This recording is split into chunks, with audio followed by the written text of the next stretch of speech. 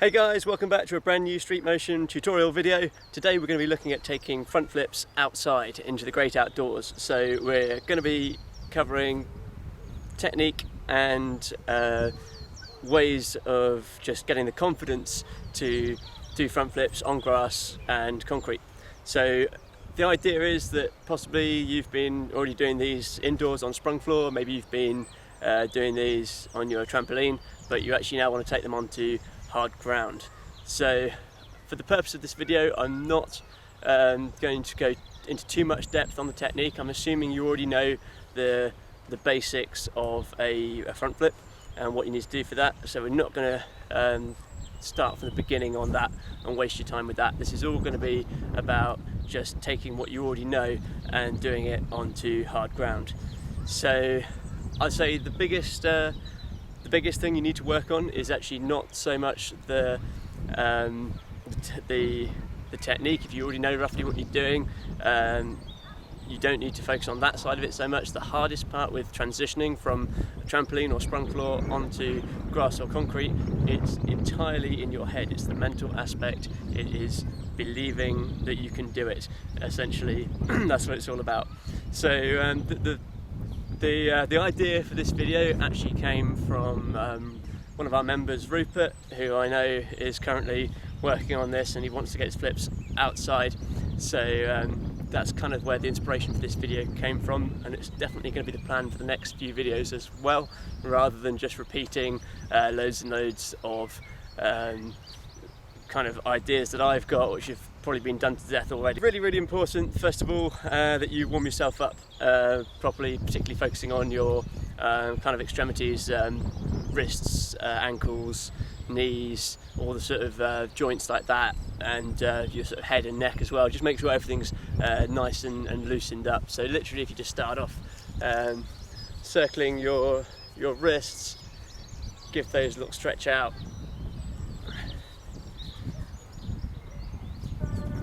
And your shoulders as well. Do those both ways. And then standing up. Don't know if you can see this on the camera, but you're just gonna circle your ankles both ways, both legs, and coming up and down on your toes as well a few times, either both feet together, or you can do one leg at a time if you want a bit more intensity. What else do we say? Yeah, just circling your head,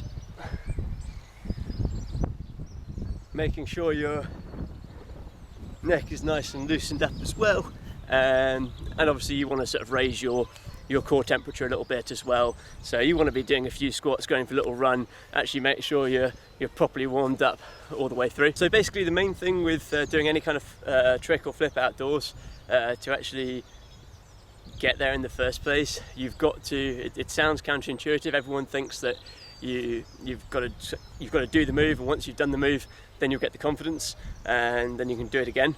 In reality, it doesn't work like that. You've actually got to believe that you can do it before you can do it. If you don't believe that you'll be able to do it, you'll never be able to do it, no matter how good your technique is.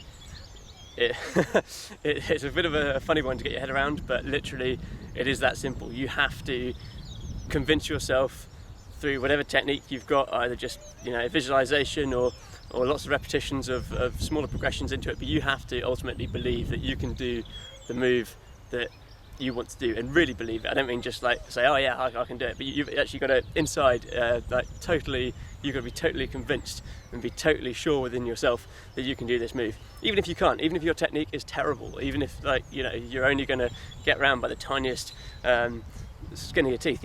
You've got to believe that you can do it, and if you can believe you can do it, then the rest will come a lot easier. In fact, like I said, you will not be able to do any move, any trick that exists, whilst you don't believe that you can do it. You will not be able to do it. It's that simple. So some ways to overcome the fear and get that confidence. Firstly, you want to find some ground outdoors that is that you believe in your mind is safe, something that gives you that little bit more confidence, that edge. Now we're really lucky at this time of year that the grass is, well, that the ground is, the soil is not too solid yet. It's looking around here, it is a little bit dry on the surface, but overall we've had 3 months of more or less non-stop rain, so the soil is still relatively soft. There's plenty of parks and open spaces all around, certainly all around Exeter, and no doubt everywhere else as well, with grass that hasn't been cut really thin either. So I'm in a field here with some really nice spongy grass that's like, really thick and soft to land on, which is kind of what you'll want to look for. Another thing I found walking around the other day, just up the road from here actually, there was a tree that had been cut down, and all the sawdust had just been piled up in a great big pile, and that was incredibly soft and spongy and would be a really good thing to start on. So anything like that, if you've got a park nearby that's got a sand pit and you can dig up the sand a little bit, make that nice and soft. Sand pit's actually better than a beach because generally you've got a nice solid takeoff onto a soft landing, which really helps. If you're doing it on a beach, it's okay, but generally you'll find you've either got soft sand at the top of the beach, which is great to land on, but when you try to actually take off, you sink into it and it steals all your energy and you don't get any height. Or you've got down the bottom of the beach near the water's edge where the sand is better for taking off, but then it's like concrete when you land on it. So yeah, definitely sand pits are really good if you've got them. If you can find a big pile of sawdust somewhere, that's good. Probably the wrong time of year for it now, but I've seen people do it with leaves, and they've got like a wood or a forest, and they'll rake up all the leaves and a big pile of leaves, and that's kind of like a natural kind of mat. If you're doing this in your garden, maybe you've got a spare mattress that you can borrow, or some cushions off your sofa. Something like a memory foam mattress is really good because that's almost the same as a crash mat. But if you haven't got that and you just want to start on grass, that is absolutely fine as well. It's pretty much how I started. Actually, when I first started, I had this crazy idea that, well, like most people, they sort of heard about parkour, thought, oh wow, that's amazing, I want to do this, I want to go outside and do flips. And of course, I was like, yeah, I want to do a backflip. Everyone wants to do a backflip, right? So that was my goal. And I was like, first thing, yeah, got to do a backflip. Of course, then when I actually tried to do it, I realised it was terrifying, and there's no way that, having spent most of my life just trying to stand upright, I was then be able to go against all that and just throw myself backwards over my head towards the ground and miss. My brain and wasn't going to allow me to do that. So it took a lot of convincing to convince myself that it was possible. That was a really tough battle, but we'll talk about that in another video. So yeah, I kind of, after realising backflip was going to be really tricky to start with, I thought, front flip is going to be the easier one. It's less scary because you're going forwards. However, I kind of stupidly thought that, well, it kind of made sense, but I now know it doesn't. So you can save your time by not repeating my mistakes. I thought, well, I'll learn a handspring first, because handspring, it's low to the ground, it's nice and safe. You can't really go too far wrong with that. And then in my head I was thinking, well, a handspring is basically a front flip without your arms. So if you do a handspring really well, then you can just take your arms away and you'll have a front flip. In reality, it doesn't really work like that. There's very little that you'll gain from doing a handspring before a front flip. So don't waste your time with that. Basically, if you want to do a move, the only way to do the move is to do the move. It's that simple. So what's kind of funny is actually I've not trained outside myself for ages, particularly on just like any kind of hard ground. I've been really lazy. I guess that's the one of the benefits and pitfalls of owning a gym, is that you just kind of you've got a sprung floor at work every day, and it's just like, well, I'll just use that because it's there and it's easy. And it's also been raining for the last 3-4 months, feels like longer. So yeah, this is almost a bit of a a learning experience for me. Not entirely, obviously I know what I'm doing and I can do it, but it's been a while. So certainly, again, it's funny when you don't train outside for a little while, you do get after a while you do get a little bit of a fear comes back. It's quite strange.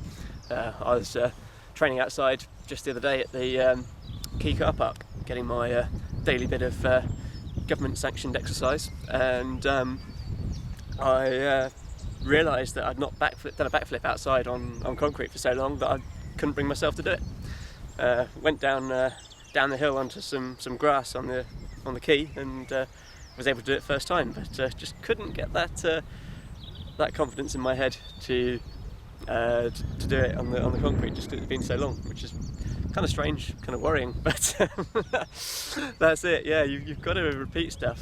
So yeah, really, there's the two things to getting good at flips and to getting the confidence to do them outside is convincing yourself that you do have the ability and the confidence to do it, just having that belief. And the second one is just repetition. You just got to repeat over and over again and keep doing it and doing it and doing it until it becomes second nature and you're not thinking about it anymore. So let's get started. Now, despite the fact I could probably, well, near enough certainly, just do a front flip now on this field and land it, I'm not going to do that because that's not what you guys want to see.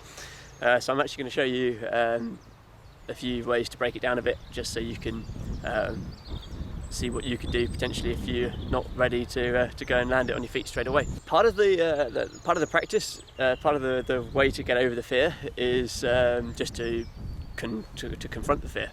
I think it was Tim Ferriss in his book The 4-Hour Work Week. He has this quote in this book about this concept called fear setting, and basically it's not really meant for real fears like this where you could actually get hurt. It's kind of more for like, you know, maybe the fear of starting a business and quitting your so-called safe, secure job, and you know, the risk involved in that, and you procrastinate because you're scared of doing it, because you worry about the consequences. And the fear setting thing is a mental exercise to think through all the things that could go wrong and how you could actually counteract that. And by doing that and going through those exercises, the idea is that you then realise that actually it's not so bad, and your worst case scenario isn't quite as scary as you thought it was. Now, I've got a different approach to this when it actually comes to learning tricks. It's kind of like based on the same concept but turns it on its head. So rather than actually doing a mental exercise to think through all the possible outcomes and how you could mitigate them, we're not going to do that, mainly because you don't want to. It's probably quite scary if you think of the worst possible outcomes. So let's not do that. Instead, we want to expose ourselves to some of the likely outcomes of not getting it quite right. So essentially what I'm saying is, yeah, after you've warmed yourself up as best you can, throw yourself onto your back a few times and realise that actually it's not as scary as you think, it's not going to hurt as much as you think.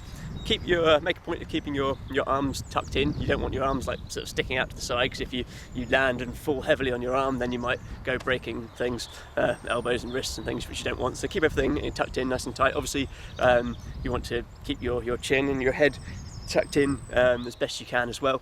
But essentially, yeah, you know, obviously the ground is going to be harder and less forgiving out here than it would be on a sprung floor or trampoline. You can't do much about that, but also you'll realise that once you have thrown yourself onto the ground a few times, it doesn't actually hurt as much as you think, and you can actually get away with some really, really shockingly bad technique and walk away from it with just a few scratches. So, you know. Yeah, advice for the day is throw yourself at the ground. It's not as bad as you think. So literally, yeah, I'm going to show you a few examples of this now. Ultimately, it's going to be very similar to what you do with what you do indoors. Just starting off low. You want to keep everything low to the ground, because the lower you're falling from, the less it's going to hurt, and build it up from there. So we're talking do a forward roll, make sure you've got a solid forward roll on the ground. Then from there doing a sort of low forward roll in the air. So essentially with that one, what you're going to do, you're going to imagine that the ground is about that much higher than it really is. So you're going to go for a forward roll with your hands on the ground like this, but you're not actually touching the ground, you're touching the imaginary ground that's like 10 centimetres above the real ground. And then you're just going to kick into a forward roll. Make sure you put a load of power into it from your legs, and you should basically do a really low front flip on landing on your back. Once you've got that, you can slowly build up the height a little bit, and you'll kind of see as you go along. You'll get higher and higher, and there'll be a point, particularly if you are doing it just on grass, that you'll reach a point where, because you're landing so high, or you're rotating so high, you'll land. Your landings will get to a point, if you're landing on your back each time, it will start to hurt, and there'll be a point where you sort of got to, know where to call it quits and say that's enough. And that's when you've got to start thinking about actually getting the technique good, tucking, jumping high, and trying to land it on your feet. If you're doing it on a softer surface, if you've got some cushions or something like that, or a mattress, then you can get away with going higher before you have to actually really focus on the landing side of it. Right, so we've warmed ourselves up and we found our suitably grassy field, and I'm just going to run you through a few of the steps you can go through. So first of all, just forward roll along the ground, keeping your head tucked into your chin, so your chin should be pretty much touching your chest like that. Hands to the side, making sure you just roll in a straight line like so. Okay, so if that's all good, next one is, this time we're going to do a diving forward roll. So a little bit of a jump into it. If you've not done these before, take your time. Don't just dive into them, pun intended. Well, actually do dive into them, but don't go for your highest jump straight away. Do a really low diving roll, so you're just diving from a small distance from the ground, and you're trying to get distance rather than height. So try and dive into the air, and then clear half a metre, a metre of distance along the ground, but only 10 centimetres above it. Okay, so if we can try and get this in shot, I will show you.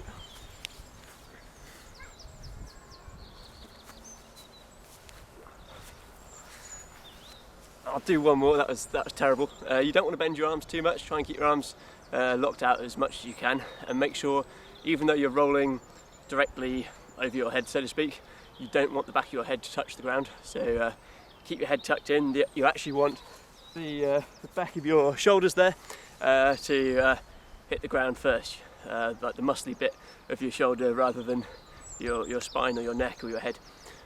So yeah, have a few more goes at that, practice that, make sure you can do that really well. Again, the height's not so important at this stage, just go for distance, practice just that diving roll and getting some air time close to the ground before you tuck into a roll. So that was forward roll, just normal forward roll, then diving forward roll. Now the third one we're going to try is going to be the really low front flip onto your back. So still think of it in your head like a roll.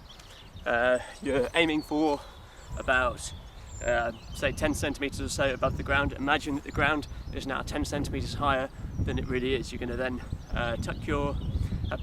place your hands on the imaginary ground, tuck your head in, roll along it. Obviously you've got to put loads of power in from your legs, really kick your legs high, and the idea is you should do essentially what's a really low, will be a really low front flip, but you'll land on your back. The trick is, as you actually rotate, you're going to bend your knees a little bit, so your knees will sort of go like that, and what will happen is actually, even though you're technically landing on your back, your feet will still hit the ground first and will absorb a large majority of the impact. So it's not like you're doing a belly flop onto your back. I think that's where people think in their head that it's going to be really bad if they don't land upright on their feet, because they imagine their entire back is going to slap the ground evenly. But in reality, as long as you bend your knees a little bit, your feet will get there first. That will take the majority of the impact from the landing through your legs, and then your back will kind of then hit the ground afterwards with a lot less force.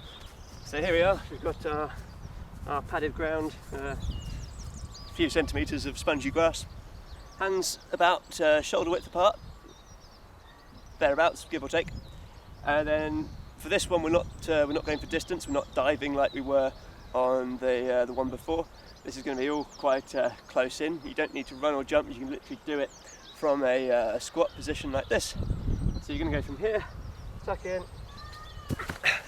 throw it onto your back like that. Another tip, if you exhale sharply as you hit the ground, you've got less chance of winding yourself as well, which will probably make a difference once you start to go a little bit higher. I'm going to do three more flips of this low kind of roll flip, and each one I'm going to try and go a little bit higher.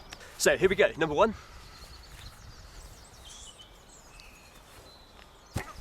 Now number two. So third one, this is going to be the highest one I'm going to attempt.